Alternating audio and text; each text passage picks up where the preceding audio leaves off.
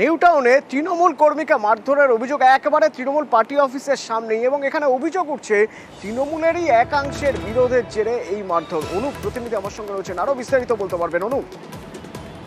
Vote ভিত্তি তৃণমূলের গোষ্ঠীদ্বন্দ্ব আবারও প্রকাশ হচ্ছে। গতকাল একবার তৃণমূলের যে পার্টি অফিস, এই পার্টি অফিসের সামনেই মেরে রক্তাক্ত করে দেওয়ার অভিযোগ অপর গোষ্ঠীর বিরুদ্ধে। এবং মূলত যখন বাইক নিয়ে তৃণমূল কর্মী অনুপ বিশ্বাস তিনি যখন যাচ্ছিলেন, সেই সময় কিন্তু সুরঙ্গুড়ি দক্ষিণ পাড়া, সেই দক্ষিণ পাড়ায় তাকে বেধড়ক মারধর করা হয়, মেরে মাথা ফাটিয়ে দেওয়া। এবং অভিযোগ একেবারে বাড়ি ফেরার পথে যেই তার দলবল নিয়ে তার উপর চড়াও হয় এবং বেধড়ক মারধর করা হয়। ইতিমধ্যেই এই ঘটনায় পুলিশের কাছে অভিযোগ দায়ের করা হয়েছে এবং এলাকার দখল কার হাতে থাকবে, মূলত এই নিয়েই গন্ডগোলের কিন্তু সূত্রপাত।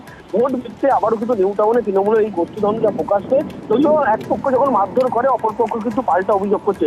পুলিশের পক্ষ থেকে বলা হচ্ছে এলাকার দখলদারি নিয়েই কিন্তু মূলত এই গন্ডগোলের সূত্রপাত বলে, এমনটাই পুলিশের পক্ষ থেকে স্পষ্ট করা হচ্ছে। ধন্যবাদ অনুপ।